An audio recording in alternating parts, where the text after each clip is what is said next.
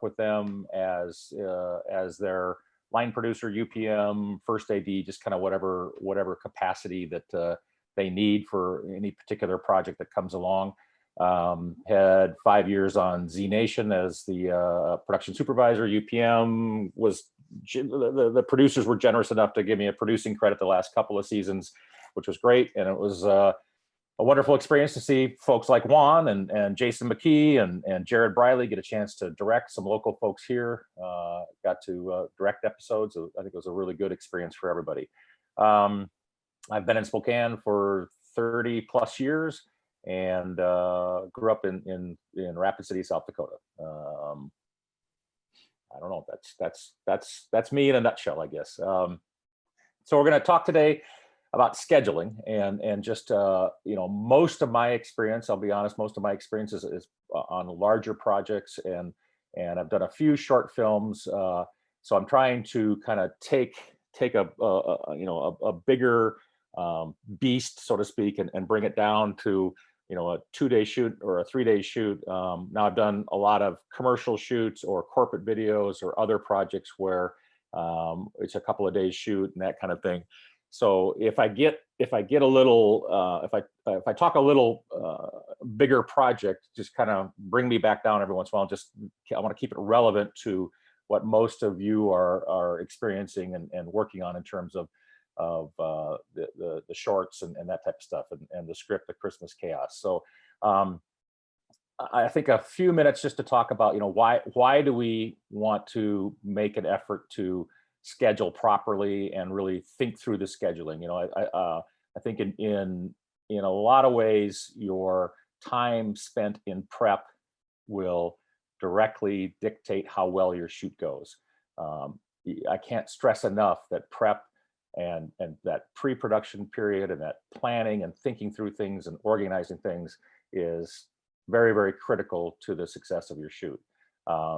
You spend time looking through the script, breaking it down, figuring things out, so that when you get to the day and you get to the shooting days, you understand it and know it well enough that when something happens, when somebody doesn't show up, when a prop's not there, when an actor is late, you know your project well enough that you can make decisions and adjustments on the fly. So you really the scheduling process really provides answers to many, many questions that are going to come up throughout the whole project. You're going to determine how many days do you really need to shoot. Can you shoot it in a day? Can you shoot this in 3 days? How do you break it down and fit it into a reasonable schedule? More and more, I think there's always that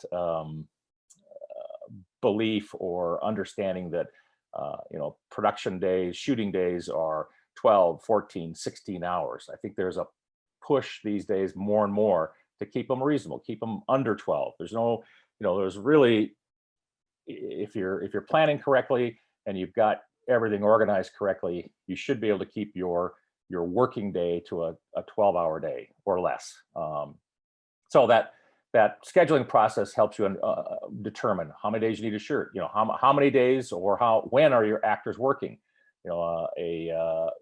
If you're doing a short and you've asked some of your acting friends to participate, and one actor, you only need them for 2 or 3 hours. I think just if they're doing it as a favor to you and you're not paying them, you want to be respectful of their time, and you want to be able to say, look, I need you from noon to 4 on Saturday afternoon, instead of bringing them in at 8 a.m. and having them sit there till 8 p.m. and then not using them and ending up needing them on Sunday. So you organize your stuff so that you can be respectful of the actor's time. And then if you're doing a bigger project or you're paying them, especially if they're, if you're doing a SAG project where you've got to follow some rules, you want to be really mindful of how many hours they're working, watch their overtime, being careful to not waste money because you scheduled actors improperly. A good example of the actors sort of driving a schedule is, and that's, I'll back up a second. There are times where you have, even on a short, where you have a friend that you want to use and they say, well, I'm only available Saturday from noon to 4. So, okay, then you have to schedule your project. You have to take that. That's a, a condition or an element of the scheduling process that you look at and say, okay, that actor, I really, really want them. They're only available this time. So how do I make that work? An example of that on a bigger scale is Juan and I did a project. It's been probably 15 years ago. We had James Spader on it, and it was right before he was going to do, I think, Boston Legal, the TV show, and we had 7 days with Spader. So, when you schedule, typically you kind of look at your locations and you try to be efficient with, if you have multiple locations, you try to say, okay, we're going to shoot all the stuff in the church this day, and we're going to shoot all the stuff in the bar this day, and we're going to shoot all the stuff. Well, in this case, with the Spader movie, we had to shoot everything that Spader was in 7 days. So we ended up, over the course of the whole movie, having to go back to locations, had to go to specific locations more than once, because we couldn't shoot everything that was at that location with Spader and without Spader. We had to just concentrate on getting Spader done. So sometimes your scheduling is dictated by an actor's schedule. Sometimes it's dictated by a location schedule. Sometimes, we've had situations where you want this specific house, or you want this specific bar or church or whatever it is, or we use WSU nursing school quite a bit for a hospital location, and they have specific times and sort of parameters that we have to work within. So different elements could come into play that dictate how you put the puzzle together of scheduling. The other process of scheduling and breakdown script then allows you to figure out what are the specific props I need, what are the specific sets I need, the locations, all the elements, wardrobe elements, makeup elements, special effects elements. They all come into clarity as you break down your script and begin that scheduling process. So what is the process of scheduling? I'm just gonna run through it real quick, and then we'll deal with each of the elements and walk through it with you. So obviously, first you gotta read the script, and hopefully everybody's read A Christmas Chaos, and it has at least done one pass on it, and kind of has a basic understanding of what the story is about, and who the characters are and where it's at, and has read it with, I end up reading a script probably twice before I break it down, sometimes maybe 3 times. Once is just the first read is, do I like this script? Is it interesting? Are the characters interesting? How does it affect me? Second time is I'm looking at it from, okay, what are the hard things to deal with in terms of just what's being written? Are there car chases? Are there shootouts? Are there special effects? Are there difficult locations? I've read a ton of scripts where they're great, and then towards the end there's a busload of school kids that the bus drives off a bridge and crashes into a river down below, and all the kids die. It's like, well, okay, that's great, but how do you actually pull that off for a relatively small budget? So again, the first pass is, do I like it? Is it interesting? Second pass is, what are the production elements in it, and what do I have to deal with? Then the third pass is actually breaking it down, marking it up. Sometimes, like with A Christmas Chaos, there's no scene numbers in it. There's no way to determine, and everything in scheduling is based on a scene number. So you got to go through and mark it up and break out where are the scene breaks, what are the scene numbers. You want to fill in all the elements of a breakdown sheet. I'll show you that. And go through characters, the actors, the extras, props, wardrobe, all those elements. You begin to pull out the details from the script. But once you have those details, and once you have those breakdown sheets done, you build a strip board. The old school way was physically, a physical strip board. It was, you would do, oh, not that. Yeah, get the right thing over there. And Juan has done this stuff. I keep grabbing the wrong thing, sorry. You physically have your elements on a strip, and you post them up on a board, and you move them around until you figure out what the actual shoot's going to look like.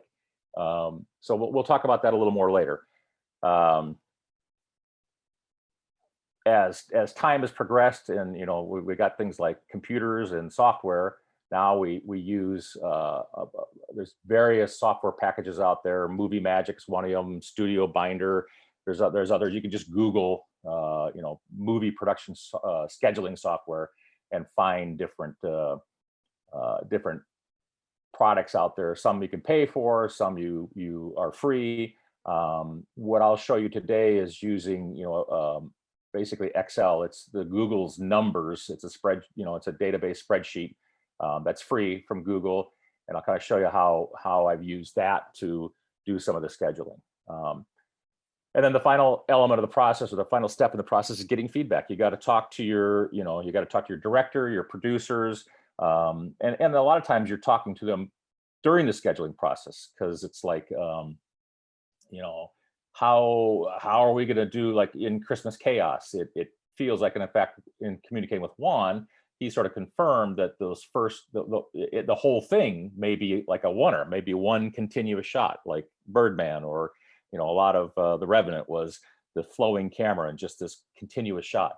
At least the first couple scenes, maybe. So you begin to get that feedback to get more detail on how the director is envisioning this, how the DP is envisioning this, and how it affects your schedule. You may have, we've had many situations where a DP will say, the director of photography or cinematographer will say, if it's an exterior shot, I really need to shoot this, at sunrise. So we need to be out there before sunrise, set up, ready to go. So when the sun comes up, we can shoot it. Or I need to shoot this, at sunset or late in the day or this specific time. So that all that elements, they have to be factored into how you schedule.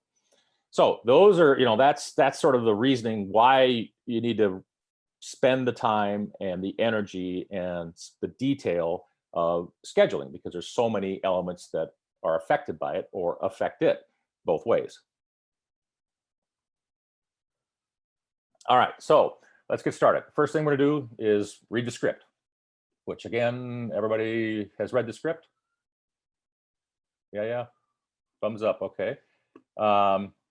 So in this particular case, we're gonna break it down now. And like I said earlier, this script doesn't have any breaks for scenes. So we don't know how many scenes. I mean, you could just read it quickly and kind of determine, but there's no breaks for scenes. So the first thing we're going to do is take this script, and usually I would do this with a ruler and a black Sharpie. I would just take it and physically mark it up. I take a ruler and I go down and I take a Sharpie and I mark it up. So I kind of, hopefully this will work to show you guys how I would do it. I'm just going to draw lines on this PDF. So in my mind, and this too, some of this is subjective, because, okay, is this first, a black screen, a vacuum hums? Is that a scene or not a scene? And I tend to err on the side of over detail. I would rather make it a scene, call it a scene. Somebody later on will go, it's not a scene. Why'd you make that scene? It's like, well, I just did. It's just because I want the detail in there. So you got a black screen, a vacuum hums. Then we fade in to a backstage, and we're night, stage manager. Okay, so we go down, she has a list, blah, blah, blah. Older gentleman talks to Mr. Macklin, blah, blah, blah, blah. Jenny slowly backs away and continues down the hall. Okay, so if this is all a oneer, that may not be a scene, but I don't know yet that this is the intent of the DP and the directors to make it a oneer. I've got this script early. I haven't talked to them yet. I don't really know. So I think I'm going to make a scene break there. Call that a new scene, because it's down the hall. It's changing locations. We're changing actors. We kind of go down here. This goes for away. Marley Brothers. Oh, wait, now. Jenny sides and slides away into a green room. So again, we're going into a new location. I'm going to make that a new scene. Let me make sure yeah, okay. now, just on a little side note, the other thing you can do and is go back to the writer. I could go back to Kendra and say, hey, Kendra, can you go through and add scene breaks? Because if she wrote this in final draft, she can add scene breaks and then lock it. And once it's locked, then from there, you have different versions of the script that you build on. But in this case, we're just gonna, there's many times you can't go back to the screenwriter and you get a script early and you just have to break it down. You just have to go through this effort. So, okay, we keep going. We're still in the green room, high five. They're still eating brownies. This whole thing is still in the green room. Inga comes into the green room. And I think that's still all in the green room. Yeah, here we move to a dressing room, interior dressing room. So that's a scene break. Okay.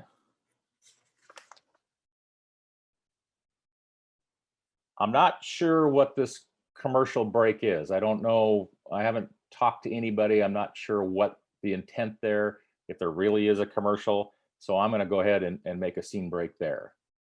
Even though we're still in that same dressing room and basically the same actors, there's something happening here. So I'm just going to make that a scene break there.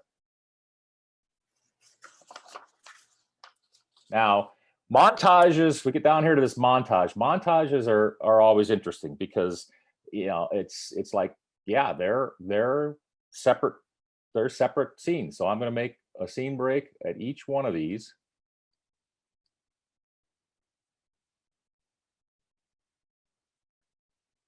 Because they're separate scenes.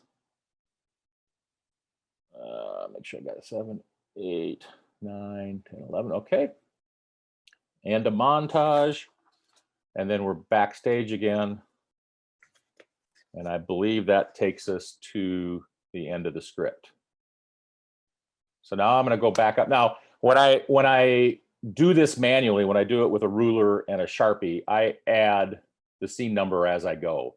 But in this case, with this PDF and annotating it here, I got to make a change to text. So this is scene 1.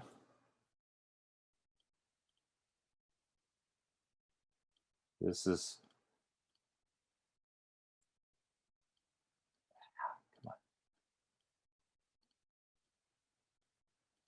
scene 2.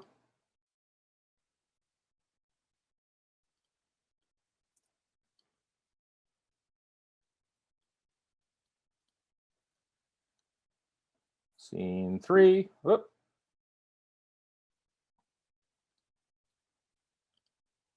Sorry, it's a little slower. Usually I would just scribble it on there pretty quick.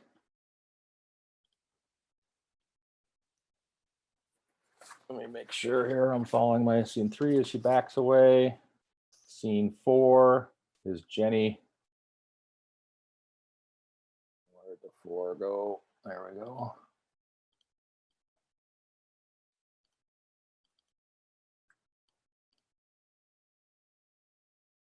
Scene 5 is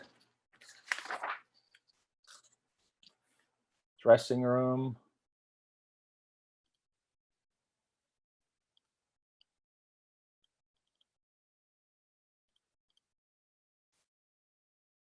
Scene 6 is this dressing room. It's really the same dressing room, but we're just gonna, because of that commercial break, we're gonna make that a scene break. I don't know what that is. Okay, and we have our montage, which should be 7, 8, 9,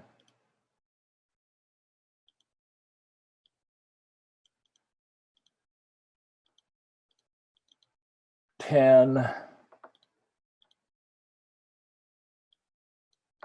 11,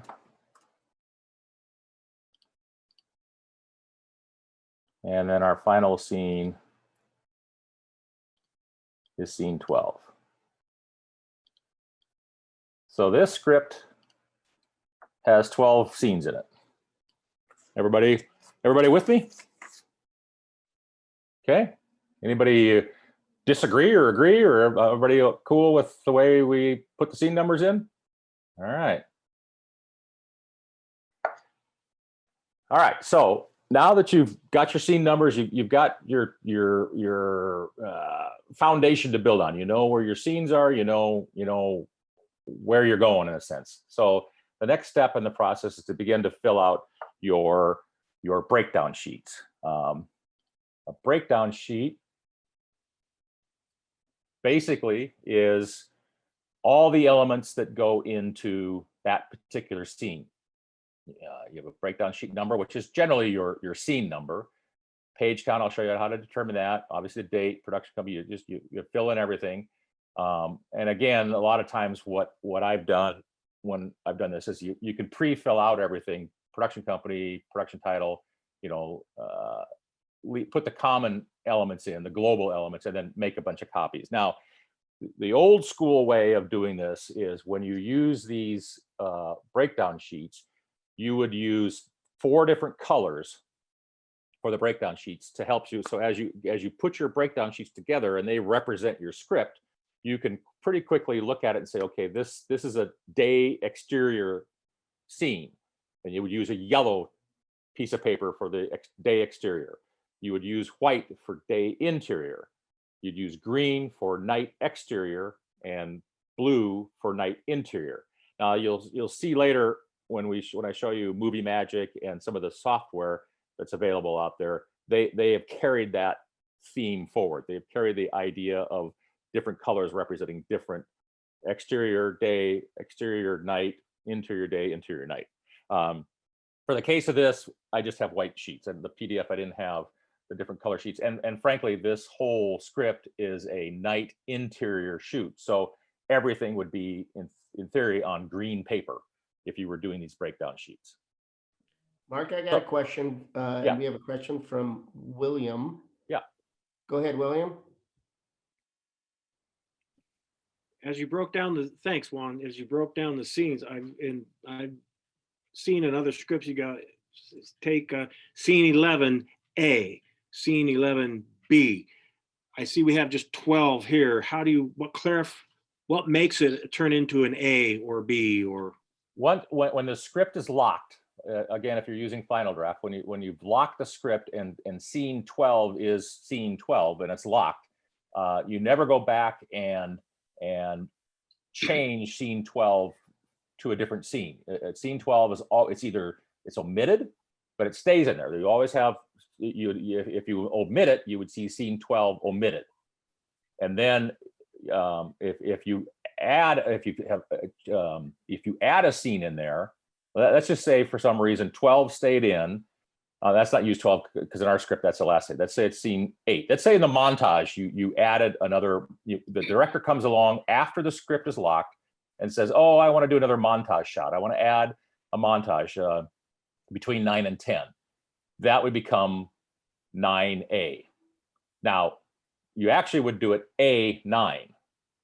You put the A before the 9 because when you get to slating when you're on set and you're shooting and all of a sudden they're saying, okay, scene 9, the first take or the first setup of scene 9. Let's say in this montage you're gonna have 3 shots. You're gonna have the Marley brothers sitting there in the dark closet. You're gonna have a close up on the Grim Reaper, and you're gonna have an insert on the plate of brownies. So you got 3 shots. So the first shot would be scene 9. The second shot is 9A. The third shot's 9B on the slate. So if you have a scene 9A, then all of a sudden, and it's got 3 shots in it, then you have a 9AA, 9A. So that's why you put the A on the scene number before. So A9 becomes, when you have multiple shots, then that identification of the shot numbers doesn't conflict with the scene number. Does that make sense? Yes. Yeah. And most people actually get it wrong. It's really writers in particular. If they add a scene late, they always go 9A, and it's like you have to go, no, it's A9, B9, C9, D9, whatever. Okay. Okay. Yes. Thank you. Okay. All right, so we're going to start filling out our breakdown sheets. And I don't know how many copies you have of yours, if you have just one. But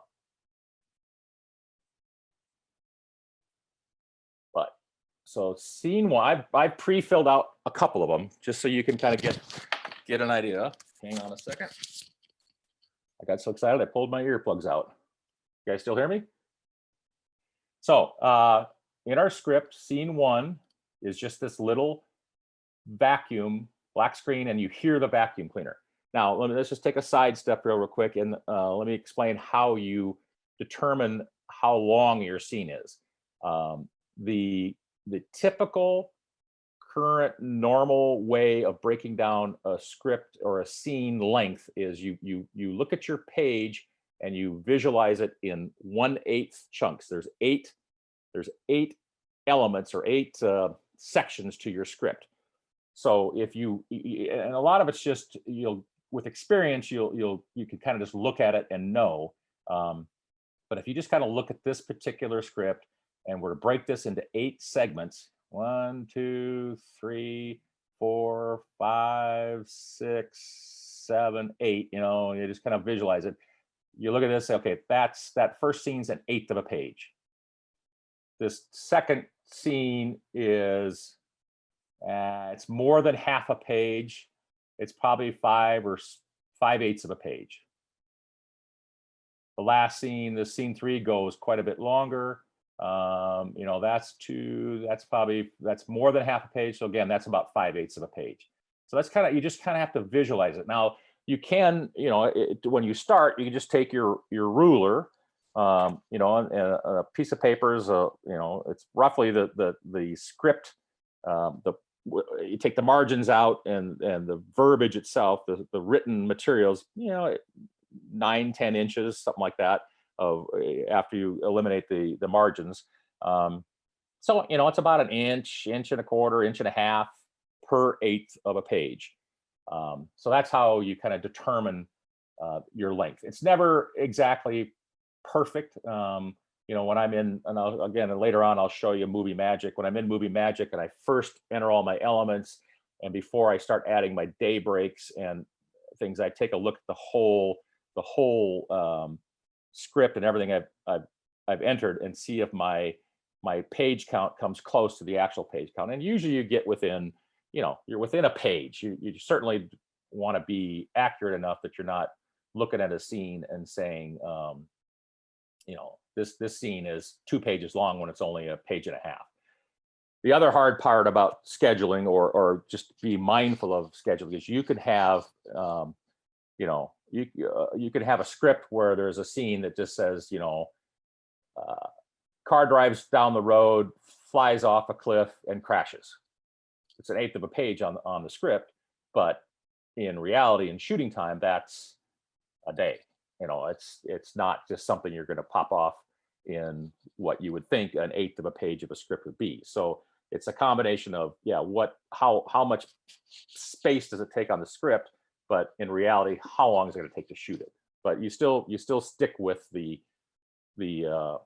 page count of the script. So scene 1 is, breakdown sheet 1.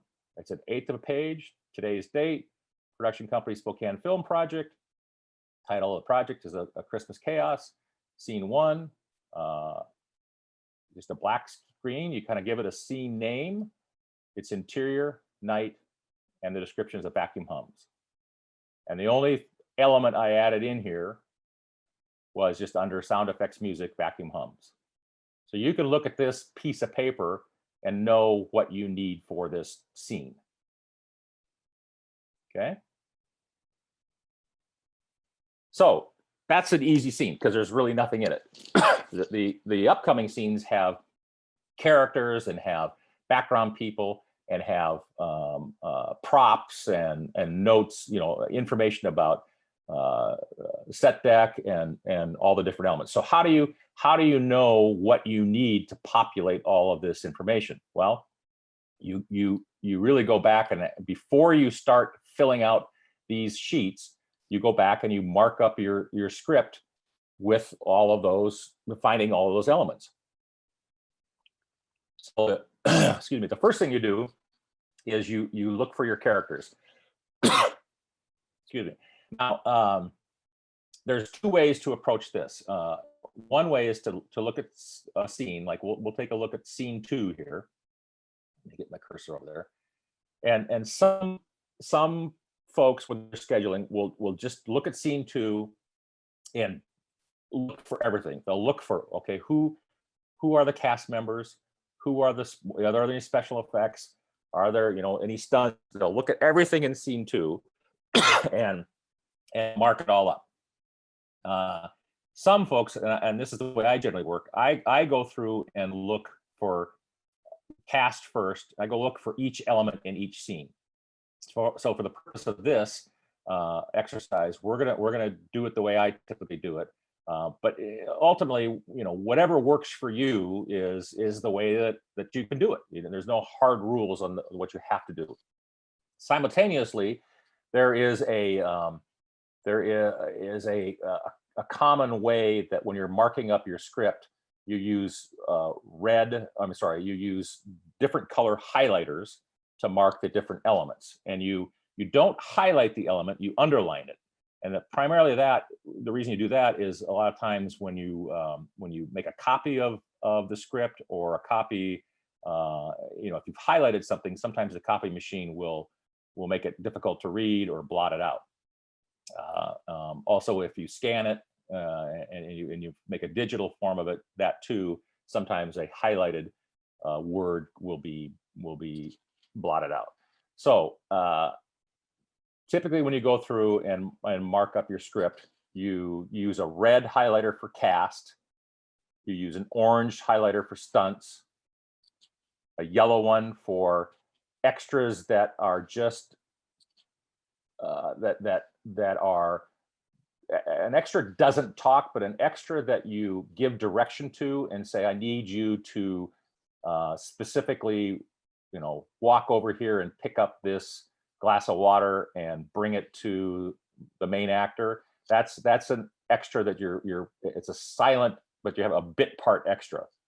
Usually, like on Z Nation, when we had a extra that was a more made up zombie or a more featured zombie, and they usually get paid a little more. If it's a SAG shoot, now in Spokane, we don't have to pay our extras. Our extras don't fall under SAG jurisdiction. But if you're working in LA or Seattle or anyplace else, your extras, if it's a SAG shoot, your extras would be SAG. So an extra that's directed, still doesn't talk, but is directed, is a silent bit extra. They're highlighted with yellow.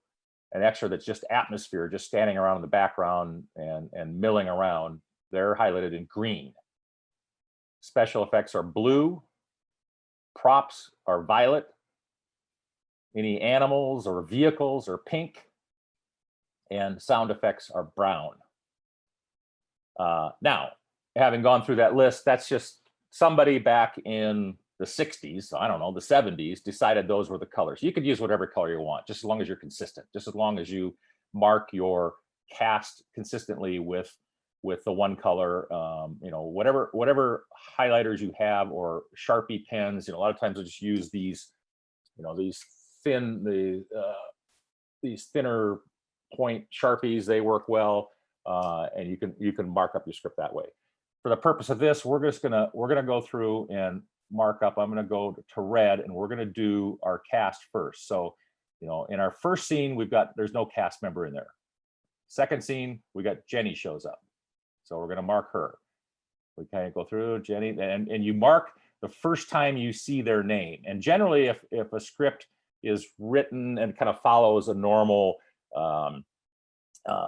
writing process, the first time a character is introduced, it's capitalized and it's in that descriptive area. It's not just the first dialogue. Now, in this case, Mr. McClacken shows up. We don't get any description of him earlier, so the first place he shows up is in dialogue, but we'll highlight him there.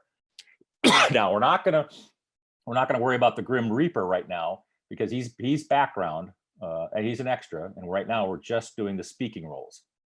So we have Jenny, we have Mr. McClacken, now we got Miss Truby shows up. We're going to highlight her. She's got assistants, but they're background. They're not talking. There's no dialogue with them. We keep going. And this is where you just have to be really, really, you got to read every word. You got to look at everything. And, you know, two guys on the couch, the Marley brothers. Okay, we mark them because they talk down here. And you just keep reading everything because you don't want to miss anything. Echoes down the hall. There's nobody. Okay, Inga shows up. Now this would be an interesting. I might mark Inga because since this is basically off camera, I'm going to mark her here. Doesn't really matter, just as long as you don't miss her. Okay. So we keep going. We keep looking. Okay, Mrs. Cratchit shows up. Very good. I don't see anybody else. Jenny's in that scene by herself. Still just Inga, Reaper. You only mark them once. There's no need to mark them every time they're here. You're just looking for the first time they appear in the script.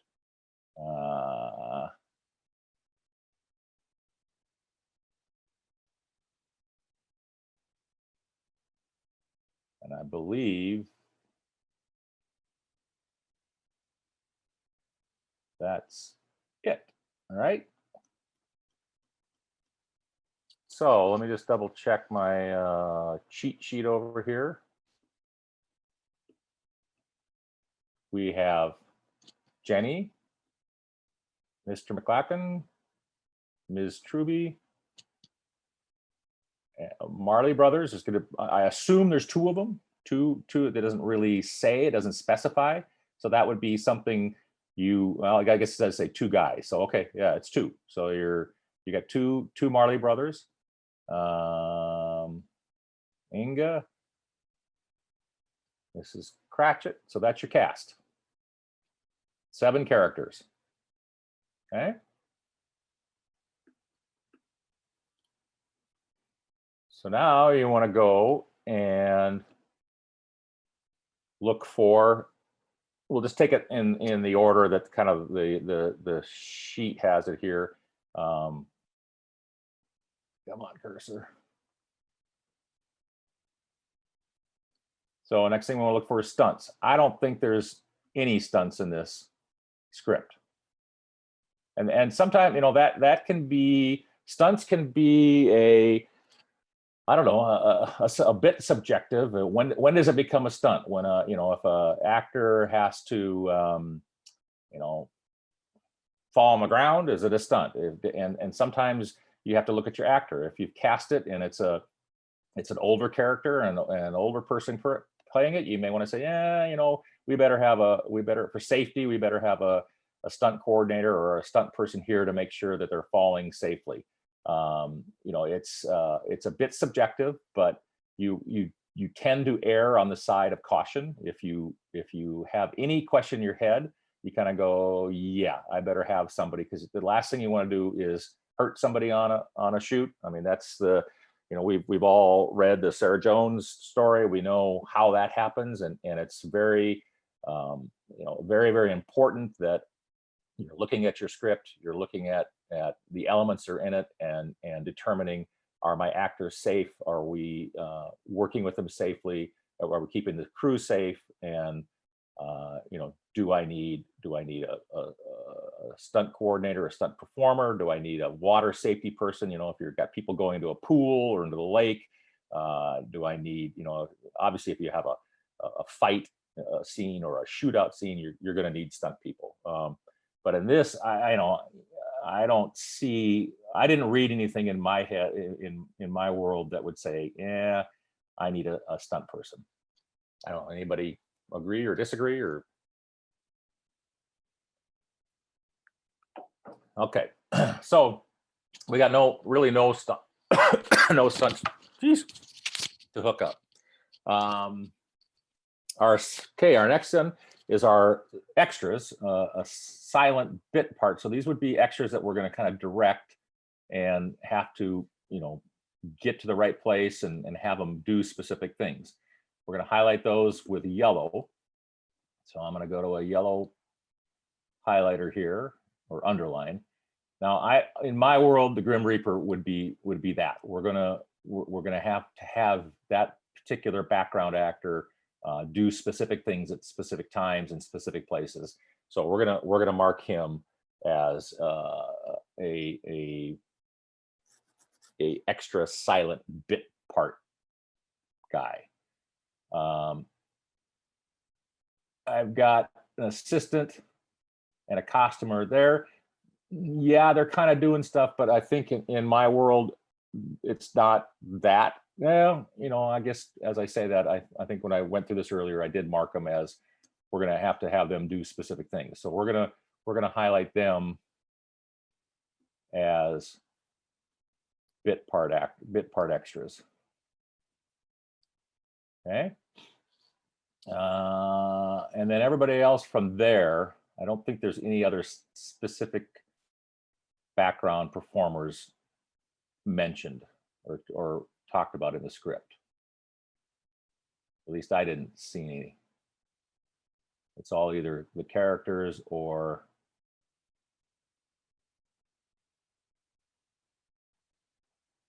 all right. And that's, you end up going through the script 100 times to do this, but that's, again, that is what helps you know your script really well inside and out and understand all the elements of it, and helps you on the day be able to make decisions when you have a problem and you have to solve it. All right, so then we're gonna go, we've got some atmosphere background. They don't really, I mean, they refer to, and those, I'm sorry, the background, we do those in green, the atmosphere actors. So we're going to do a little green action here. She dodges actors, absurd props, costume racks. Okay, that's really the only place that I see other background people mentioned. I mean, they're going to be, there's actors in this scattered around. I mean, they show up in every place. So when you get to something like this, part of, and we'll talk more about it tomorrow on the budgeting process, part of what you have to determine there, that doesn't specify, is there 50 actors, 10 actors, 2 actors, how many actors is she dodging, and how many actors later on, actors are scattered about. Well, how many is that, and how do you determine what that is? She passes an actress. Maybe that's a specific one. We should highlight that one. No, I'm sorry, that's Miss Trudy. So we don't need to highlight her. We've already done that. So anyway, how many actors are milling around and there is going to be determined by, frankly, the director is going to say, I want 50. The UPM line producer is going to say you can afford 10. And it's going to be a wrestling match between the two. Now, on a short film where you're maybe not paying anybody, or you're feeding them lunch, and they're all there because they want to help you out and they want to be a part of making your movie, you get as many as you can. You get as many as you can convince to come join you, and maybe too, what factors into, okay, they've got absurd props, and I think later it mentions absurd costumes. How can you afford those? Are you getting them for free? How many of those can you get into your movie? But yeah, you want your director to specify as best you can of how many actors. For our purposes, I think later on you'll see, I think I just said 10 actors. I guess the UPM in me came out and said, okay, 10, that's enough. We probably need a few more, probably more like 15, but anyway. So we've highlighted our atmosphere background. Now we're going to look special effects. you know, I guess you could kind of look at it and say, I think the only place I see in my head a special effects, and it just kind of depends on how they want to work it and actually do it, is this this dealing with the vacuum bag and the dust covered cast. And okay, how much of this fire are we going to see? So again, in an effort to be probably overly detailed, we're going to highlight our special effects in blue, and I'm going to say this cigarette catches fire to the curtain trash bag. That's probably gonna deal. We're gonna have some special effects help there. Going back a little bit.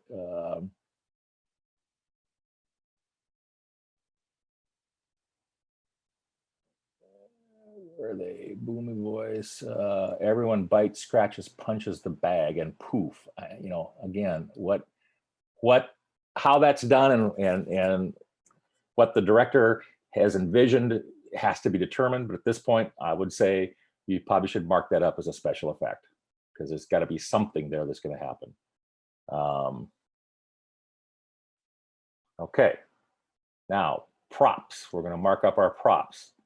There's more of those. Props is violet. I guess we'll kind of pick that color. So a prop is typically anything an actor touches, or, you know, not really touches, but interacts with, it has in their hand, you know, picks up, deals with. You know, there can be various times where, you know, set decoration and props kind of not argue, but have to figure out, okay, is that really a prop, or is that set deck? You know, if they come over and lean on a chair, that's probably set deck. But if they come over and pick up a mug, that mug is a prop. So we're going to go through, and we've got a vacuum. She's you know, she's touching this vacuum and vacuuming it, so that's a prop. Her watch, she's got a watch. This is where, you know, props you got to read pretty carefully, because we've got absurd props and costume racks. Now, to me, those are set deck pieces. They're not interacting. She's walking through them, so we're going to leave those. She's got glasses, a clipboard, and a headset. So we're marking all those. And this is where you really got to go through and read it, because Grim Reaper approaches old gentleman. He has a glass of scotch. That's an actress, costume adjusters. That's wardrobe. She looks agitated. Next to her stands a still. No real prop there. But you know, it's not written. But when we fill out our breakdown sheet, we'll deal with it. But I would suggest that this costumer probably is, you know, if the costumer is adjusting her leotard or doing something there, this costumer may have to have, I don't know, you know, a pin code, whatever a costumer might have to be realistic and do their job.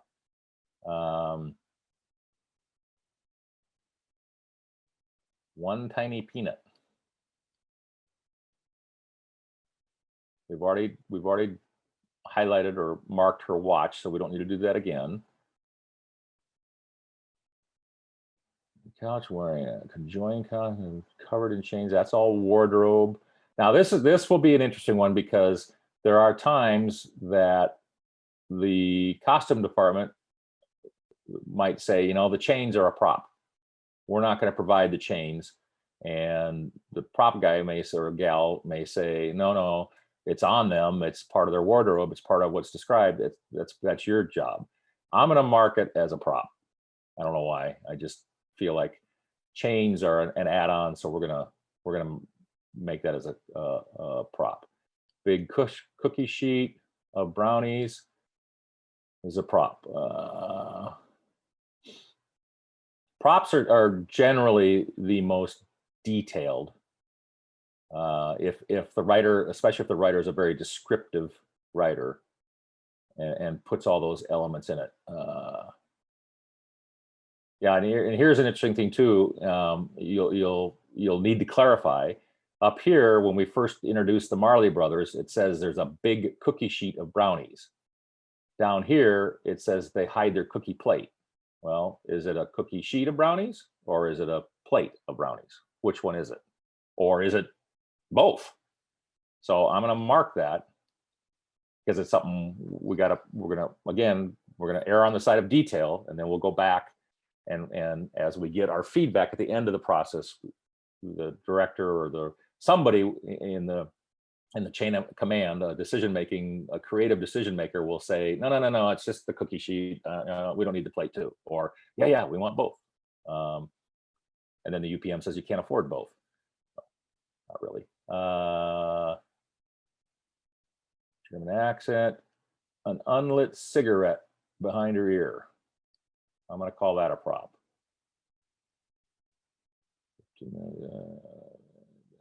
We've already done the cigarette, not a stumble.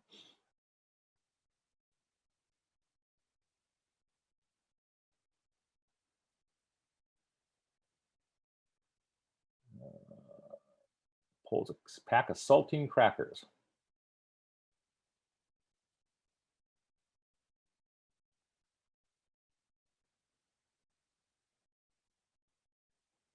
Nothing in this dressing room.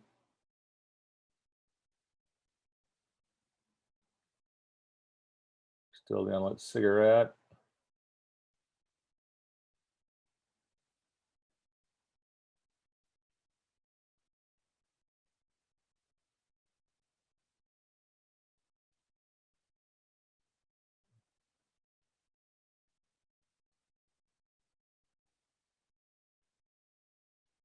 Again, it says brownie plate to clarify, and we've already marked that, so we don't do it again. I'm sorry, we should do that here because it's unique to that scene.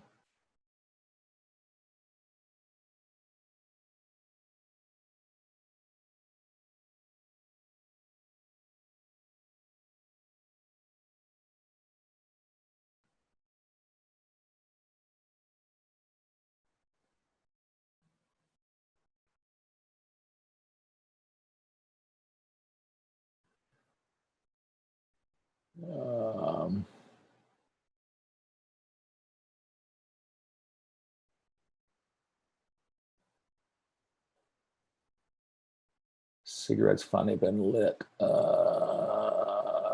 Okay.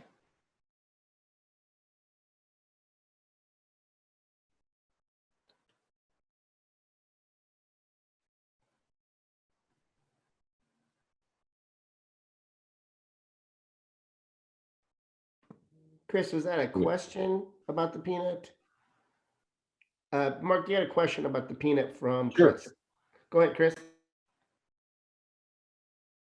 I just, at the end, previously we only had one tiny peanut, but at the end of that last montage, I think it was, she shoves a handful of peanuts in her mouth. I was curious. Yeah, no, I missed that. You're right. Okay, sorry. No, and actually, you know what? I think what was happening in my head, because I'll be honest, I haven't done this in a long time. I'm in movie magic.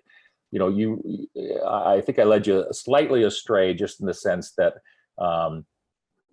only marking these elements once is the first time they show up is not the case, because you need to mark them so you know who's in every scene. So we'll go back real quick, but if when something shows up in the scene, it needs to be marked so we know, as we're filling out our breakdown sheets, what's in that scene. So let's finish props up, and we'll do vehicles and sound effects, and then we'll go back and correct a few things here. But yeah, that last montage, we got this, still a glass of scotch there, shoving peanuts in her mouth. You're right, we should have that as a prop.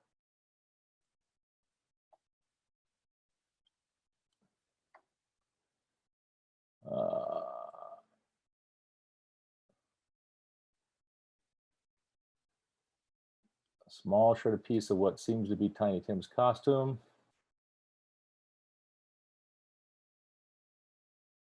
We got the vacuum cleaner.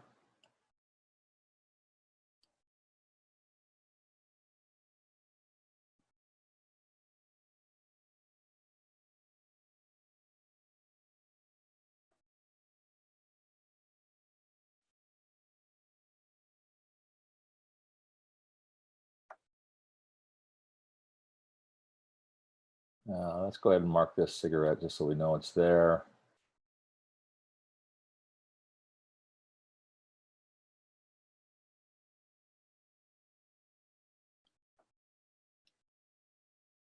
I mean,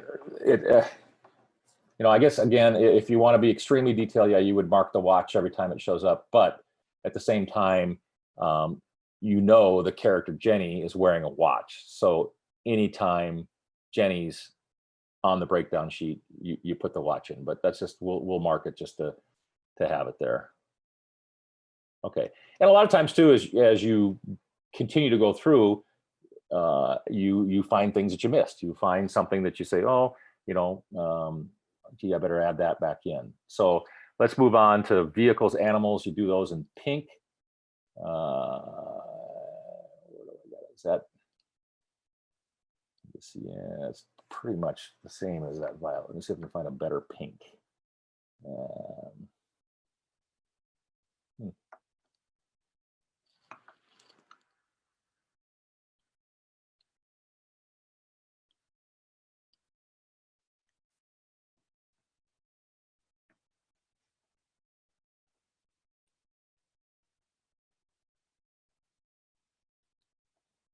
Yeah, it's close enough. Okay, we know we only have one animal in here. It's Tiny Tim, that hamster at the end here.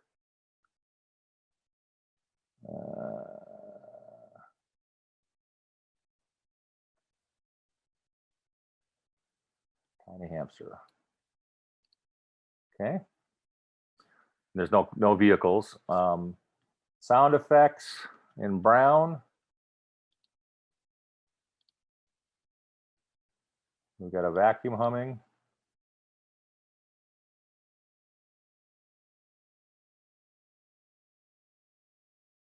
That, I mean, he's doing it himself, so I don't think we need to add that. We've got some.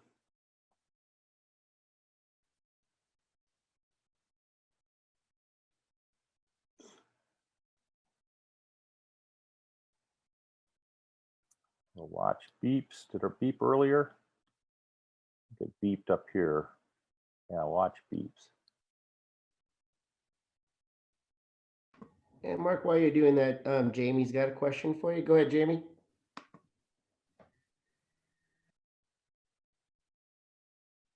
Dust and dirt. What's that? The dust and dirt. Is that a prop, set deck, or special effects? That'll be hair and makeup. And what's weird is this the old school breakdown of doing these different colors doesn't have a color to mark hair and makeup.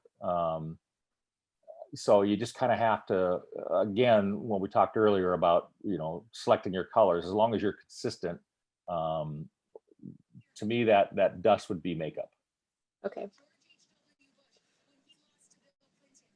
I think you get the idea, just in the spirit of time. I think you get the idea of what we're doing. We're going through the script and identifying the individual elements that are on this breakdown sheet so that we can fill out the breakdown sheet. So let's move to that, and we can kind of correct some of our markup as we go along. But again, I think we talked earlier about scene one. Scene one's very simple. It's 1/8 of a page. It's just, the screen's in black and the vacuum hums. It's pretty straightforward. So let's jump to scene 2. While you're doing that, go ahead, Ramsey. Ask Mark your question. Yeah. Would the sound of him swirling the scotch be a sound effect because of the ice and the swirl, or is that just something that he's doing so it doesn't matter? That's a really good question. I think you probably would pick it up on the day because he's standing there and you see it and you hear it. But in post-production, they may augment that. The sound designer would probably look at it. So to me, it's not really a sound effect, because it's just the natural sound of what's coming out. It's sort of like Inga's booming voice. I don't know if I'd consider that a sound effect, because it's just the actor doing what the actor's going to do to have a booming voice. Again, none of this is hard and fast rules. It's hopefully when we're done today, you have enough of a basic understanding to look at it and say, okay, I understand what we're doing is we're going through the script in a very detailed fashion and identifying elements that each department needs to know about, or on a short film that I'm producing and directing a short film, I need to make sure I have all the props, all the wardrobe elements, all the pieces, all the parts, so that when we get there on that day and we're shooting, we don't stand around and go, oh, where's the gun? Did you have the gun? No, I didn't have the gun. Why was I supposed to have the gun? It's that communication process to make sure that all the elements are there. Or, an actor, yeah, I need you there. I need you there Saturday. What time? Well, 2:00. Okay. You got to be able to tell them when you need them. So going back to these breakdown sheets, you take scene 2, and again, it's sheet 2, scene 2, and these scene names and descriptions are, sometimes they're the hardest part of especially a long scene where a lot of things happen. It's like you got to kind of just break it down into, in essence, what's happening, or how would you describe it? And sometimes you just say it's simple as, Jenny meets Mr. McLaughlin, or Jenny and Bill talk, or whatever.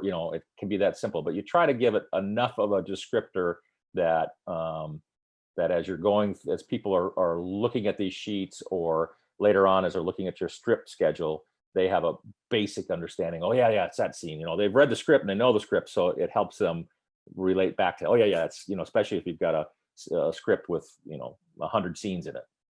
So anyway, this scene 2 is Jenny vacuums. It's interior night still. All these are interior nights, and Jenny announces places in 20. Nobody pays attention. That's sort of how I described it. Our cast members are Jenny and Mr. McLaughlin. Stunts is none. Our extra silent is the Grim Reaper. I have 10 extra background atmosphere actors. I have no special effects.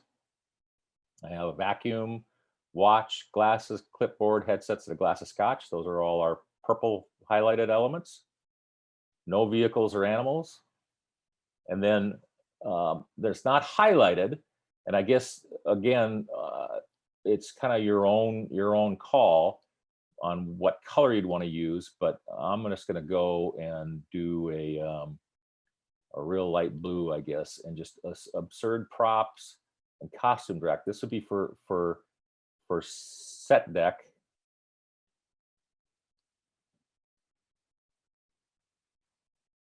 And in this particular breakdown sheet, they don't have set decoration in it. So I put it in production notes. I put a note there, set deck, absurd props and costume racks, so that they know.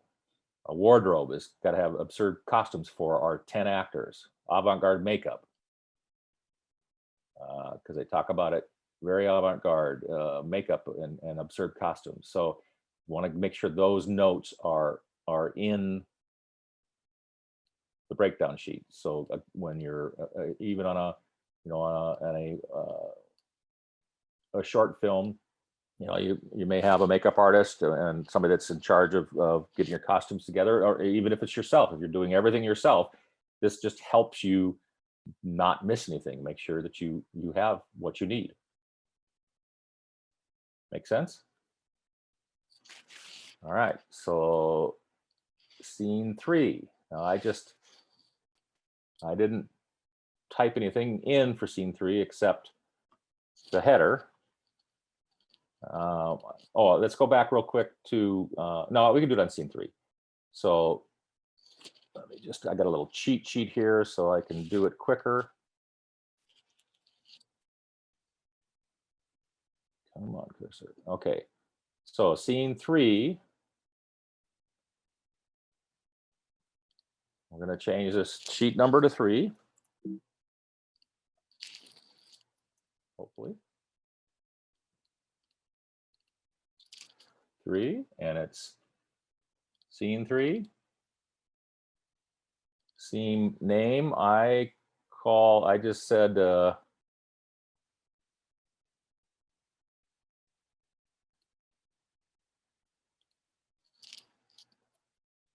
just called it Jenny and Mrs. Truby.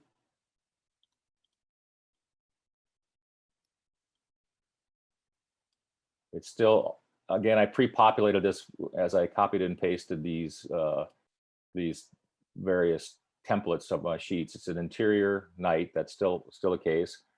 And then my screen descriptor is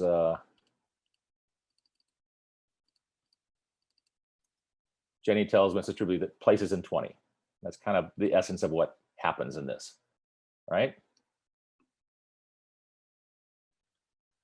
So cast wise, who do we have in it? This is where we would, I led you a little astray earlier. Come on, cursor, what is that? I want to go over there. Is we would want to mark Jenny again, so we don't miss her when we're doing our breakdown sheet. So Jenny's in there and Mrs. Truby. So our cast is Jenny, Ms. Truby. And I would probably, to be honest, I'd probably be just handwriting this, which what you guys are doing. I mean, I wouldn't necessarily, I mean, my handwriting is not that great, so maybe I would type it up, but doing it on these PDFs and with this process, it's a little cumbersome. But if you've got decent handwriting and you can do it that way, do it. So there's no stunts in this one. We've got an assistant and a costumer, right?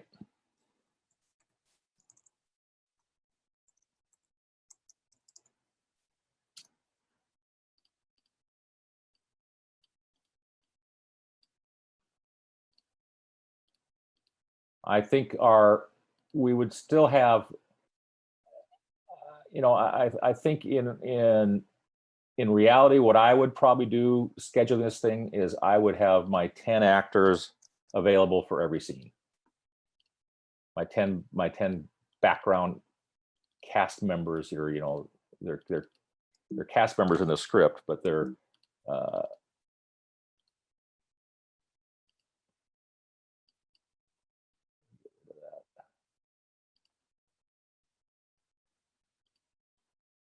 what do I call them? 10 actors, right? I would just leave them on in every scene, pretty much, just so I had them available. There's really no special effects. My props are, I one tiny peanut for sure.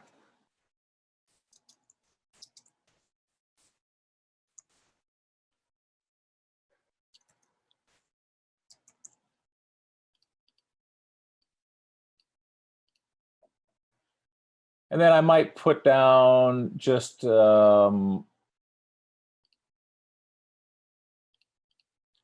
we talked earlier, that costumer.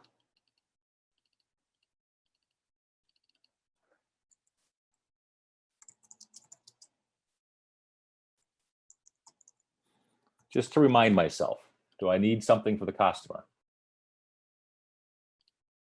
There's no animals or vehicles. Wardrobe, the skin tight leotard.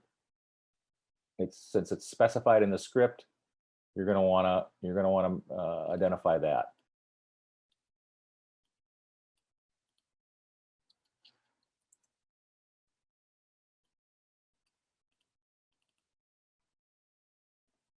right?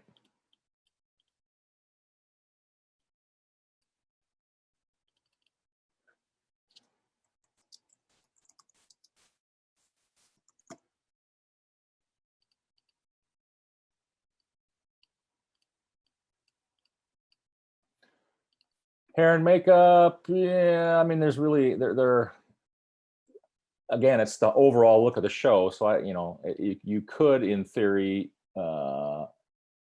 carry over the absurd costumes, the avant-garde makeup up on every scene, which probably, if you have those 10 background performers, you probably want that. Just again, as it becomes somewhat redundant, but it's a reminder.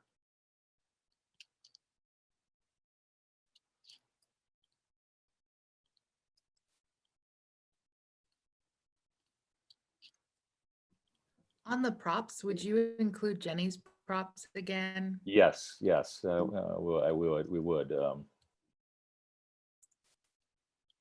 because she's probably still carrying. She's got the watch. She's probably, she's got glasses. So we'll bring those over. We don't need the glass of scotch. And we don't need the vacuum. All right.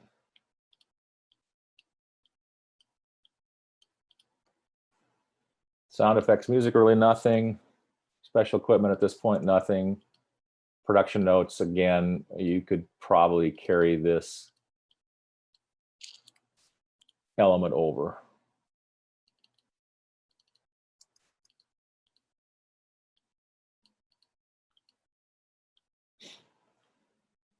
Anything we missed?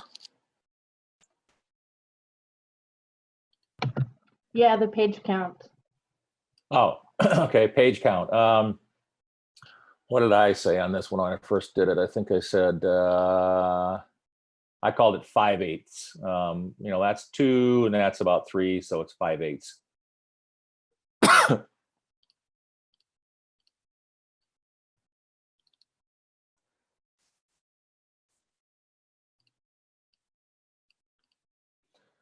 If truth be told, usually when I do this, is why Jen piped in there. Usually when I do this, I go through a breakdown and I do the initial descriptor, scene name, and the description, interior, exterior, day, night, page count, and cast. And then maybe if there's some bigger elements or something that needs to be identified, then I hand it over to Jennifer, and Jennifer adds all the elements. So I've been cheating over the years, but because she's more detailed than I am. But you get the idea of how this works, right? And let's do one more scene real quick, and then I'm going to jump and show you a couple other things. Okay, so let's go on to scene 4. Make sure I got the right one here. All right, go ahead, Mark. While you're doing that, Maddie, go ahead. What's your question? For, I guess, props or wardrobe or anything that's for a specific character, do you need to note that character? Like for props, putting Jenny and then watch and all that? Or do you just put those items there as an idea? It typically just shows up as props, as just a generic prop list. It doesn't necessarily show. You could identify it as Jenny's watch, Jenny's headset, Jenny's clipboard. If you have a lot of characters and there are a lot of props, that's probably a good idea. For me, it was 7 characters, and again, depending upon the size of your crew, if you're doing it yourself, and if you've written it and you're doing it yourself, you probably already know. But again, if you have a bit of a crew and you have somebody that's going to handle props, yeah, to be safe, you could identify it that way. Okay. Again, it's the level of detail. Juan's a great example. Juan has the ability, I don't know how, I don't know where it comes from, but he has the ability to retain a lot of details in his head. And there's a lot of times he doesn't take notes, he doesn't have it on a piece of paper, doesn't have a cheat sheet. He just knows. He just has it and he knows and he can remember it, and that's the way his brain works.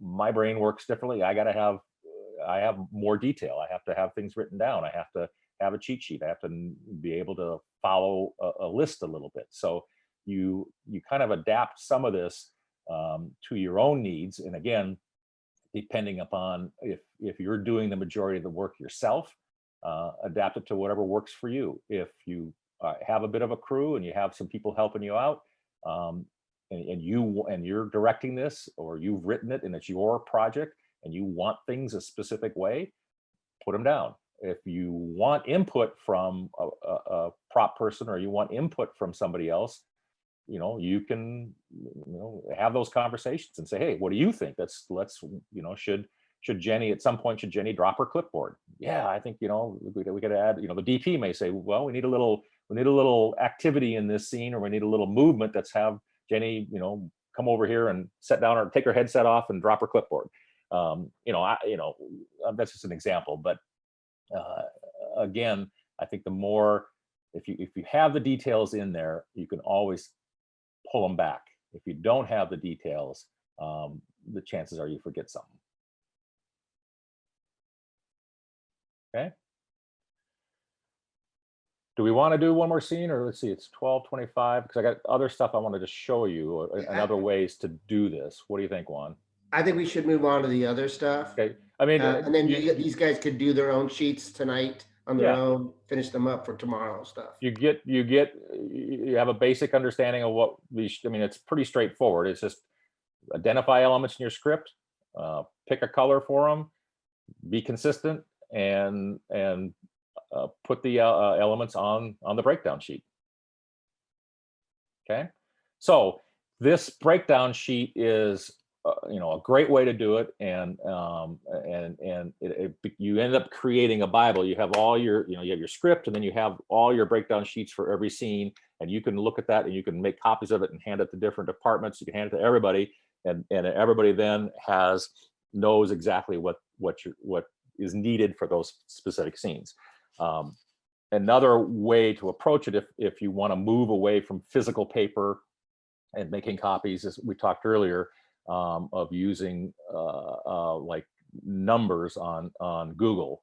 It's a free spreadsheet, and what I've done is let me make it a little smaller because I got it on my bigger screen here.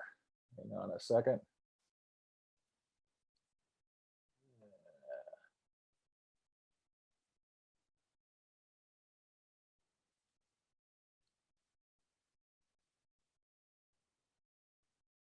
So what I've done is created a little Google spreadsheet kind of template for this project, and the way I approach it is a little bit like what we do in Movie Magic, which is a software program, one of several out there that you can purchase. It's not cheap, and I don't think you really need it for a 12-page short, or even a 20-page short with not too many characters. I mean, once you start getting into, if you're going to do a longer piece, a longer script, more characters, more elements, at some point it may be something you want to invest in, and I'll show you a little bit of it, how it looks and how it works. But this is a sort of a poor man's version of it, where you can use this Google's numbers or Excel and have a spreadsheet and create your breakdown and your strip schedule from here.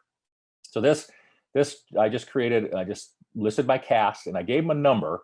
Jenny's 1, 2, so I gave each cast member a number associated with them. Same with my background silent performers, there's those 3, and my atmosphere. And I try to, when I number things, I try to group them. As you can see, it's pretty obvious here, 1 through 7, and then I just jumped to 11, and then 21. If I had more elements I was adding in that needed numbers, I would jump to 31 and 41 and so forth. So then I just created basically the stuff that's on that breakdown sheet. Here's the scene, the sheet number, the scene number. Is it interior or exterior? Is it day or night? What set is it on? Page count, scene name, scene description, and then following our color template from earlier we talked about, there's my cast member, stunts, silent extras, atmosphere extras, sorry, props, animals, vehicles, wardrobe, they have no color associated with them. Hair and makeup at this point, I mean, you could make a color. Sound effects, special equipment, and the notes. So all those elements that are on this breakdown sheet are in this spreadsheet. And then it's same process of the breakdown sheet. It's just filling it out. It's just scene one. There's a black screen. It's an eighth of a page. The scene name is a black screen. Vacuum hums. It's got no cast members, no stunts, no app. It's got nothing, and just sound effect vacuum hums. Scene two is interior, night, backstage, 6/8 of a page. Jenny vacuums. Jenny announces places in 20. Cast members has 1 or 2. You could put names in here. There's no reason why. I'm just used to the numbers. But if you wanted to put names, you know, that's perfectly fine. Whatever works for you. There's no stunts. There are our Grim Reaper and our 20 actors. No special effects. There's our props, vehicles, wardrobe notes. Same notes that were on the other sheet. Scene 3 is 5/8 a page. Jenny and Miss Truby's in the hall. So this is where I would add Jenny and Mrs. Truby, and Mrs. Truby's number 3. So I would go 1 and 3. I think there's no stunts. I think our Grim Reaper is still around. Is he still around? It doesn't specify, I don't think. And that would be something you'd want to talk to the director about, is this Grim Reaper guy. He seems to be kind of lurking in the background all the time. Is he going to show up in this scene again? You just have to, you know, identify that. Right now, he's not in the script, so I'm not going to put him in. But there's our 10 background actors, and then the assistant and the costumer in this scene. So you, or I'm sorry, 12 and 13. So you just go through and populate it. You know, we've got all these props that are still in there, except the glass of scotch and the vacuum.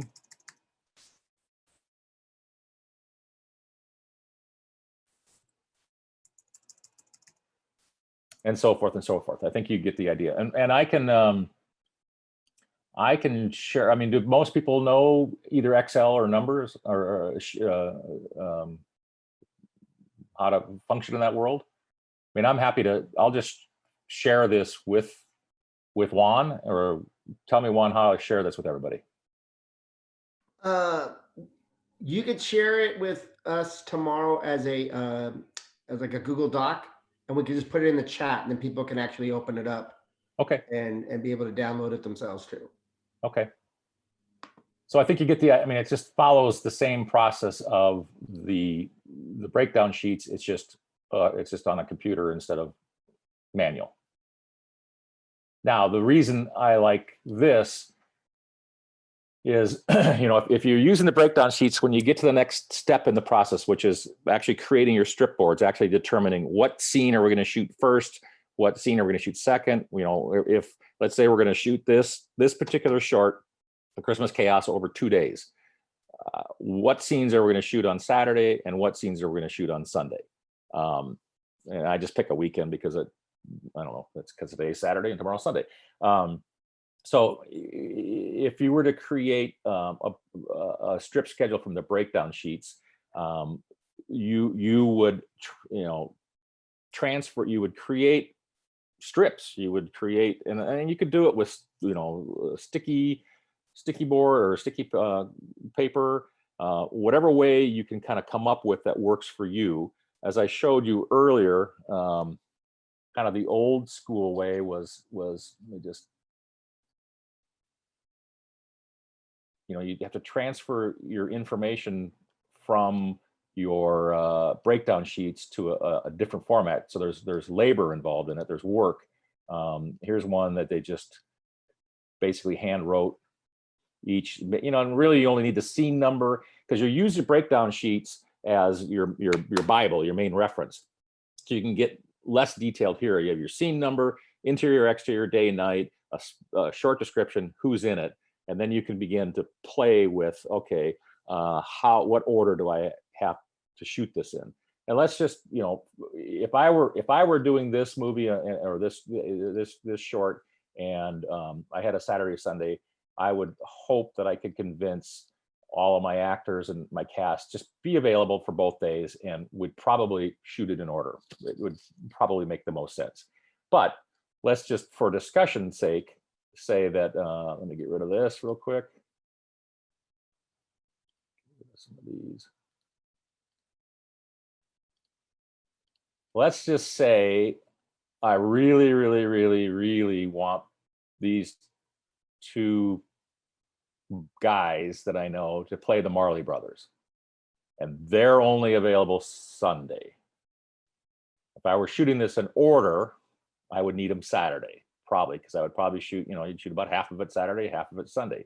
Well, I really want these guys, and they're not available. They're only available on Sunday, so I got to shoot it out of order. So that's when you begin to take your strips and say, okay, I don't have the Marley Brothers Saturday, so I have to shoot them Sunday. What else? I'll shoot scenes 1, 2, and 3, and then I'm going to jump to 5, and they're in 4, and they show up. I can't remember which one, in one of the montages, and maybe at the end. So now I've got to shoot these in a different order. So you begin to play with your strips as to what order you can shoot it in, and you can physically do that, or if you do it using numbers or Excel, then what I would do is just say, okay, I would create probably a, here's Saturday, here's Sunday. I'm going to copy and paste. I'm going to shoot scene 1 on Saturday. I'm going to shoot scene 2 on Saturday. I can't shoot, I'm going to shoot scene 3 on Sunday. I'm going to shoot scene 4 on Sunday because they're in it. I'm sorry, 4 is on Sunday, not 3. I'm going to move 3 back to Saturday.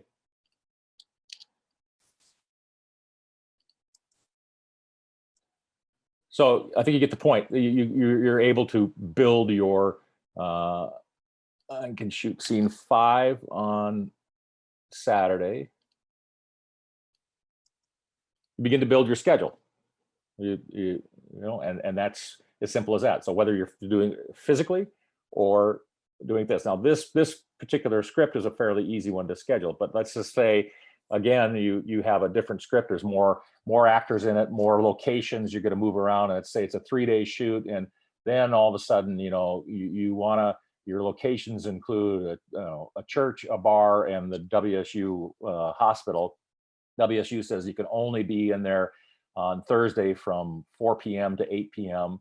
So, okay, you got to plug that in. But then an actor that's in that scene isn't available until 6. And so you got to factor that in.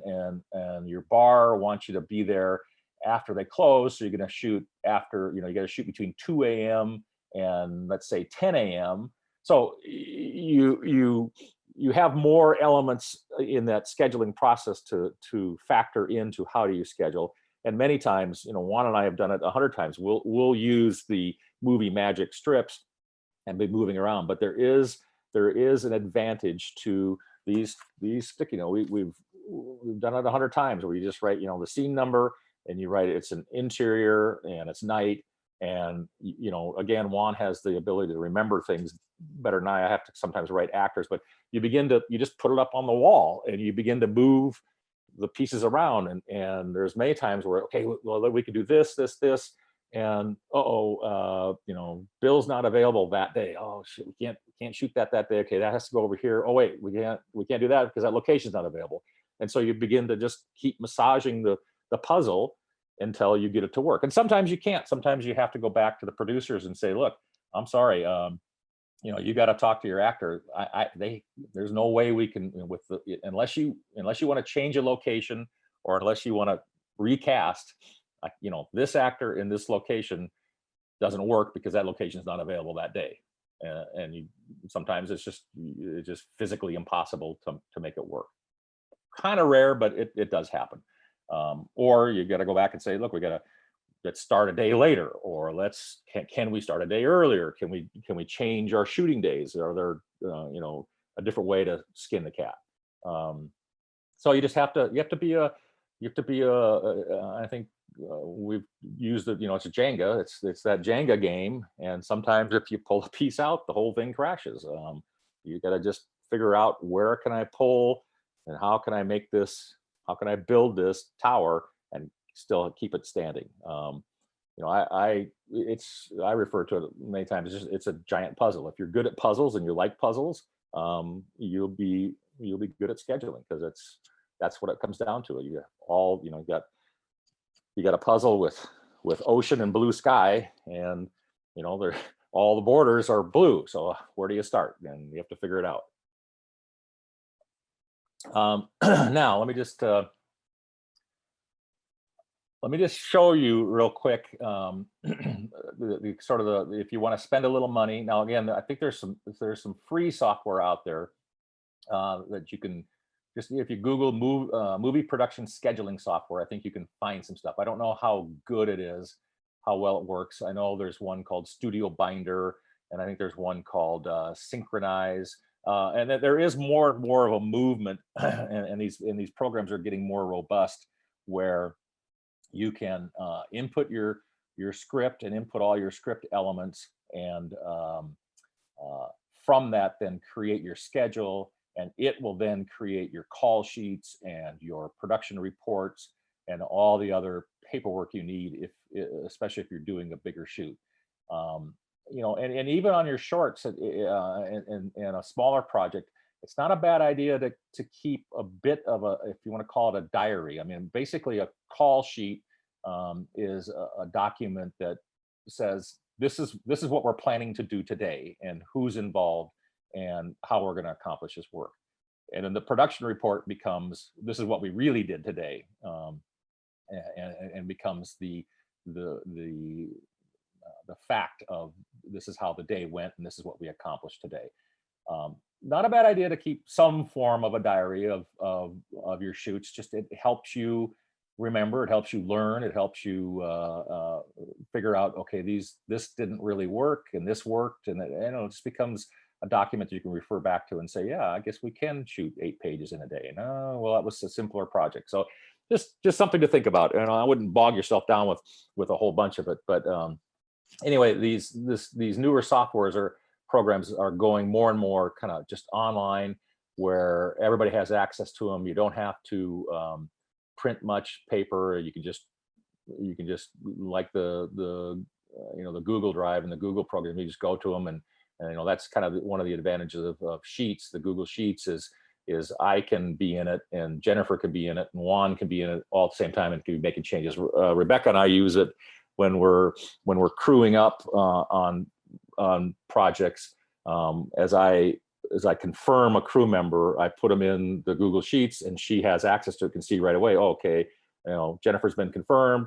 Here's her start date. Here's her rate. Here's any other special kit rentals or whatever it might be in the notes. And then Rebecca has access to that instantly, and she can do the deal memos and get things going. So, Google Sheets is, I'm becoming a bit of a convert. But the main program for movie scheduling right now tends to be a program called Movie Magic. Movie Magic is made right now. It originally was owned by Movie Magic, but it's owned by Entertainment Partners right now. And I don't know. I think it's what, $300-400, something like that. And you can bundle it with their budgeting program. I can get them both for $700 or $600, something like that. So it's not cheap, but it is sort of the industry standard right now, and pretty much everybody goes by it. But it works very much the same as what we just did in terms of the sheets. The difference is it's electronic, it's a program. So let me show you what it kind of looks like. Let me get rid of this real quick so we don't confuse ourselves. So this this is a schedule I did for a movie that we shot down in Atlanta a couple, 3-4 years ago. It was called Hangman. It was directed by Johnny Martin. Johnny's a former stunt performer, stunt coordinator who's transitioned into directing, and he's worked up here in Spokane quite a bit with us, and Rich Cowan and myself and Jared Briley went down and worked this show with Johnny directing it. Had Al Pacino and Carl Urban and Brittany Snow. It was a 23-day shoot. And this time of year, we started November 12th and went through the early part, or in the mid-December. So as you can see from what's on the screen is basically this just follows the same concept of the breakdown sheets. You got your sheet number, your scene number, is it interior, exterior, and this is all just drop down. So you can just, I could change that real quick.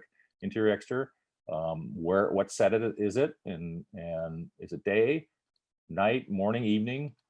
I try to stay away from morning and evening on these. I mean, on a breakdown sheet where you can handwrite, it's a little easier, but really what is morning and what is evening? It's either daylight or it's dark, it's night. And then you adjust to, okay, the DP needs to shoot this at sunrise. Okay, that's fine. Page count, a little synopsis, script page number, script day. So, if you have like Christmas Chaos all takes place in one day. So script day would always just be just day one. But if you have another project that you're working on that maybe takes place over 3 days, okay, or scene 1 through 5 are on day 1 and of the story, and that's kind of the story day, so to speak. Unit, I don't really, it's, I guess there could be some second unit stuff. I don't end up really ever putting much in there, or sequence. I've added an element for myself just on my strip boards of where this is located. It just helps when I'm building the strip board. If my driving element of how I'm building the actual shooting schedule is driven by the location, it's just a little easier to have that location on the strips. It's funny I have that in here, but I've been looking at my strips and it didn't carry over, but we'll deal with that later. So yeah, then it's just basically going through and adding your cast members, your in this case, some stand-ins, background actors, stunts, vehicles, props. This program allows you to add different categories. So if but they're pretty much all here. And you go through just like you did with the script and the breakdown sheets, and you enter the detail. As I was saying earlier, this is typically, like in this particular case, I did the initial pass on it. Let me just do it with a little less stunts. Get down here.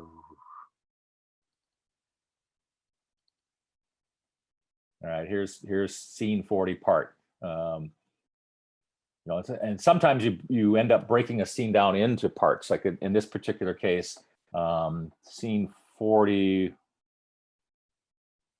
I have to look and see why. I don't remember why we broke it down into parts, but this was just a part of the scene. There's a body hanging on the tracks and a race to save the day. So when I built this schedule, I entered all of this stuff up here, and I entered cast members, and then Jared went through and entered all the other elements that were.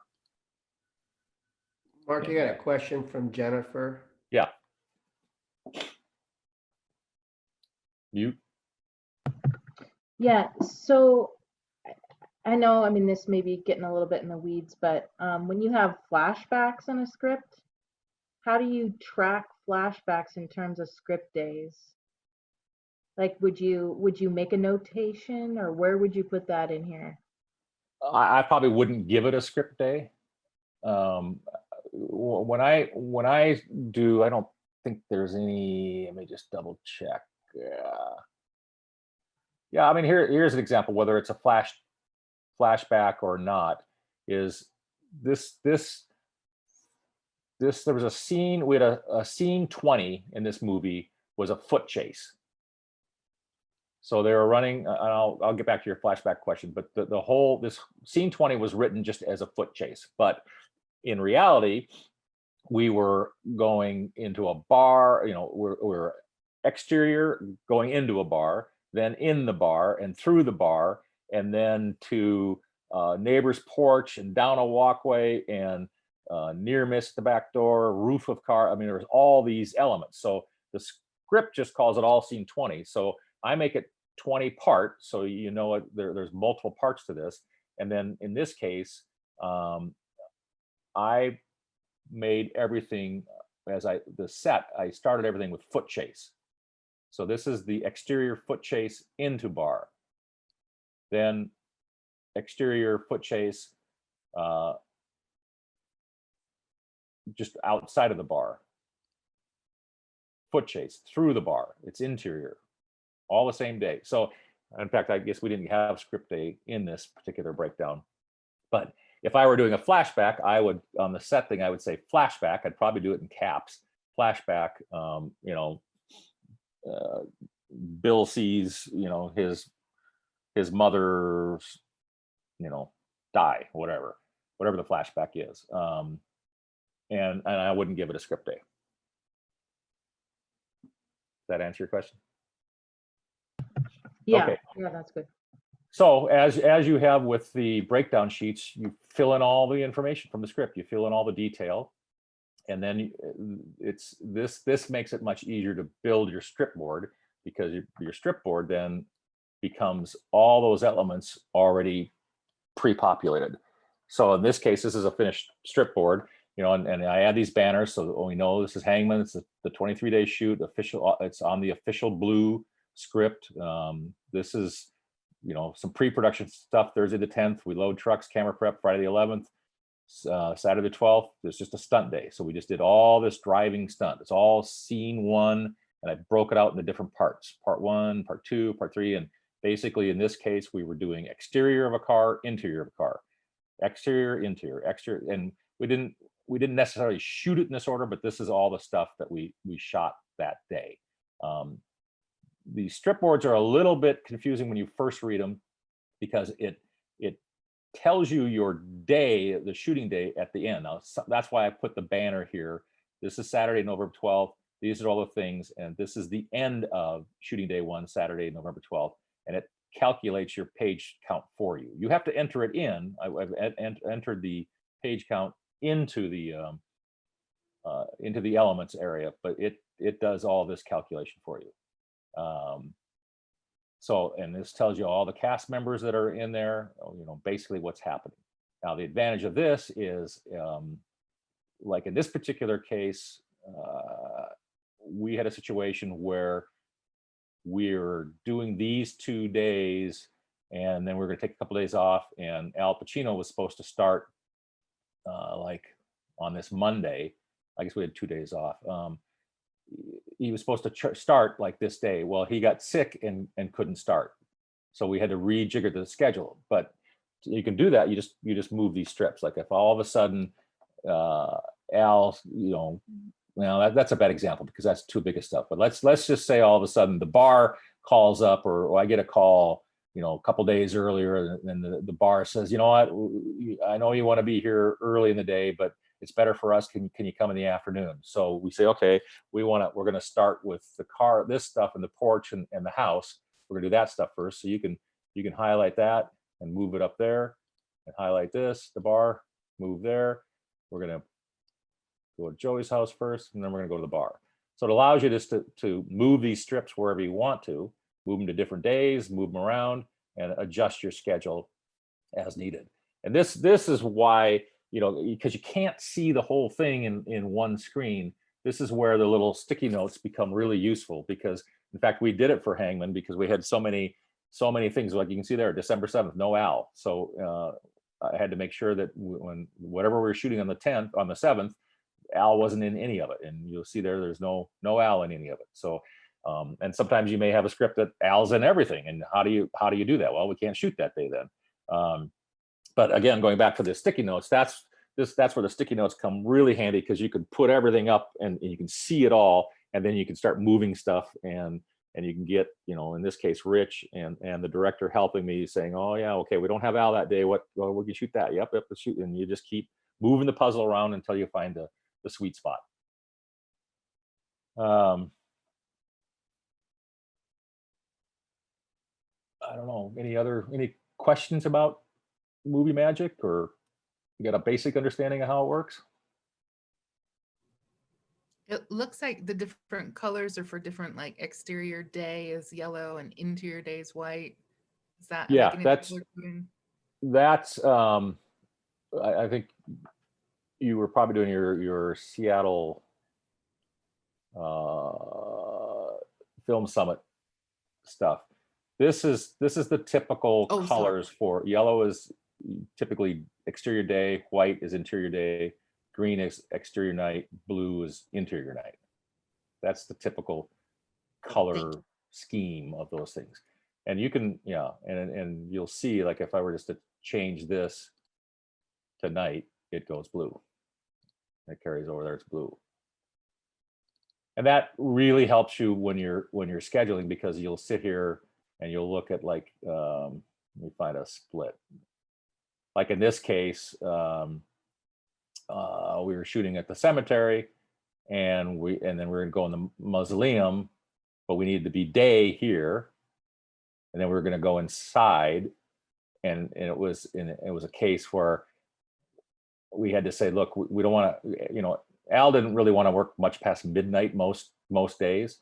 So in this case, it was like, okay, we got 6/8 of a page. We got to do this funeral out there, and that's going to take, you talk to the director, you talk to the DP, and some of it's just instinct. You say, all right, well, that's going to be about 4 hours of work.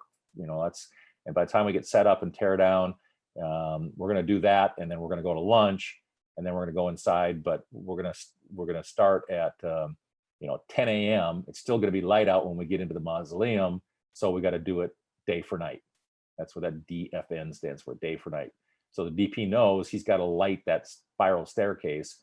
It's daylight outside, but he's got to light it for night. And then by the time we get to the hallway, it's night for night, because there was big windows there and you couldn't shoot that day. This spiral staircase was internal. There was no windows. It was pretty easy day for night setup. And then we got to the hallway, we could be night for night because it was dark.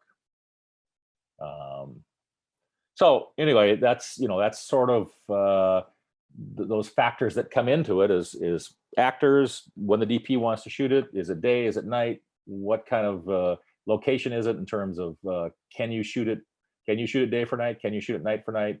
You begin to have to factor all those into it.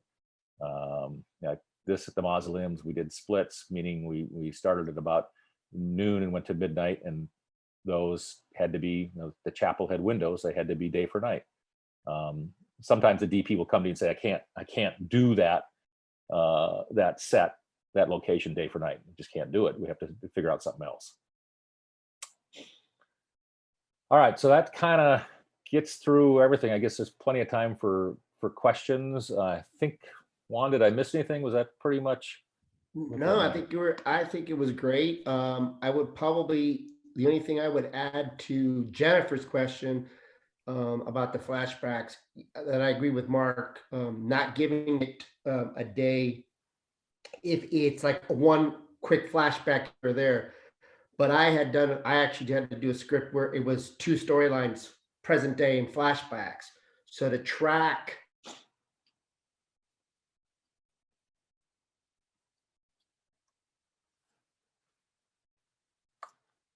very complicated script, and most of the stuff I think you're safe enough without doing it.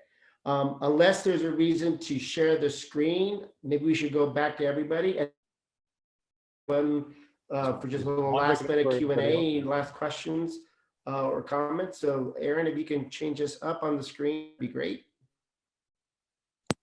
Cool. Spotlight is out, and then Mark, if you want to stop the screen share, we should be able to jump back over to full view here. There we go. Do you know how to stop the screen share on your screen there, Mark? Oh, me do it? Yeah, okay, stop sharing. There you go, cool. And look who got kicked off and got back on. Perfect. Any questions? Any? Go Guess ahead. what? Right at the very beginning, page count. Yeah. And you're splitting it up into scenes.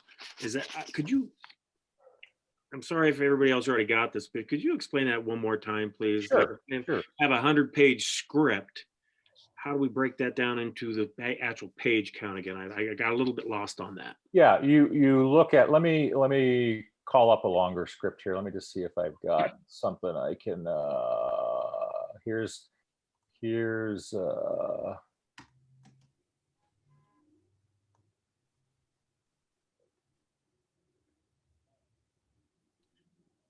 the movie Juan directed last summer.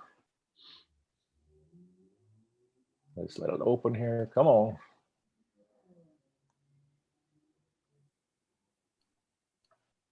Wow. And yeah, if you're sharing something on screen, Mark, just be sure to share your screen again. Yeah, I'm just trying to get it open. Perfect. I don't know where it went. Well, while Mark's looking for that, the basic understanding, there's only 8/8 on a page. So one single page is only 8/8, right? So that's the tricky part. And then when Mark can show you exactly how to figure it out. The other, I think Jim put it in the chat, the other trick that I used to use all the time is just your 2 fingers. And that helps you figure out your eighths until you can visually start just looking at a page the way Mark does and go, oh, that's 5/8 of the page. You know, it's like 2 little fingers will help you get through on there. Okay, that helps a lot. I was wondering what that 2 fingers meant. Are you Wonder seeing? what my comment was. Yeah, Yeah, I was like, what? yeah, Mark, you're up. You, You're well, up yeah, now. yeah. Well, you've just explained it very well. It's just, yeah, 2 fingers is a great way to look at it. But yeah, you look at this page and you break it in eighths. A page is 8/8. So that would be that's 8/8. So that's a page, and you keep going, and that's 2 pages, and that's down to about here. That's probably I'm going to call that 2 6/8 of a page. Because there's probably two eighths left there. That makes Okay. sense. All good. Yeah, all clear now. Thank you. And here's a good example too, where we added this scene after the script was locked. There was an official white on May 21st, and then this director went in and changed stuff. I don't know what he was thinking, but they added a scene at the beginning, and you can see that's A1. And then here's scene. This used to be scene 1. Well, it still is scene 1, but that used to be the start of the movie. They added a movie, so that's going back to that scene number. That's A1. Make sense? Yeah, absolutely. I caught up. Okay. Thank you. Well, hopefully it was. Question? No, I was just gonna clarify too with Bill, where it gets tricky is when you have a scene that splits over multiple pages, or it starts on one page and it finishes 2 pages later. It's adding up all those eighths Yeah. to make sure you get the right number. Yeah, I could see that. Yeah. Yeah, you do it a couple times, it'll start coming fairly naturally. It's and if most scripts these days are written on Final Draft, and it's pretty consistent with screen size and such, so it works out pretty good.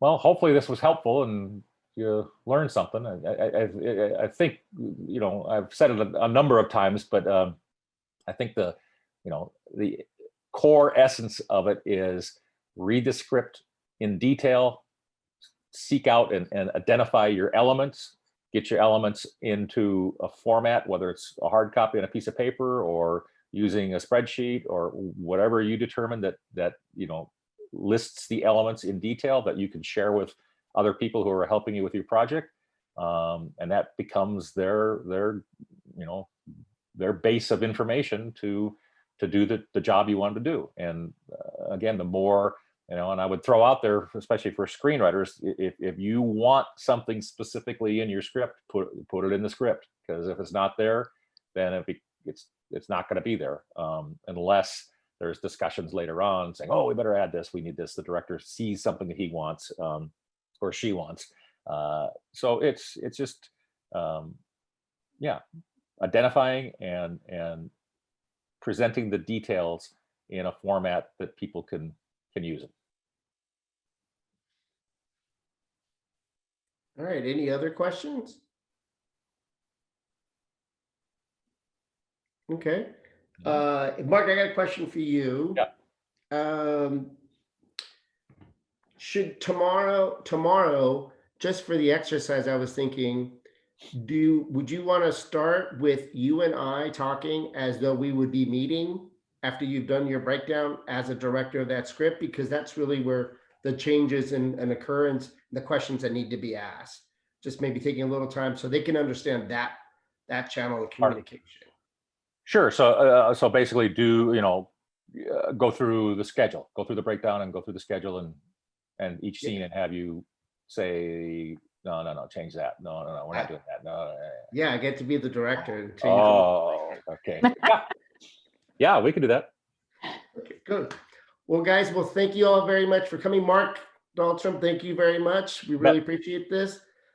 Yeah. Everyone, if the advice would be reread the script, finish the breakdown stuff, start looking at it so that it makes sense now when we carry over ourselves to the budgeting section for yourselves. All right. Otherwise, everybody have a great day and enjoy yourselves, and we'll see you tomorrow. Thank you to our sponsors.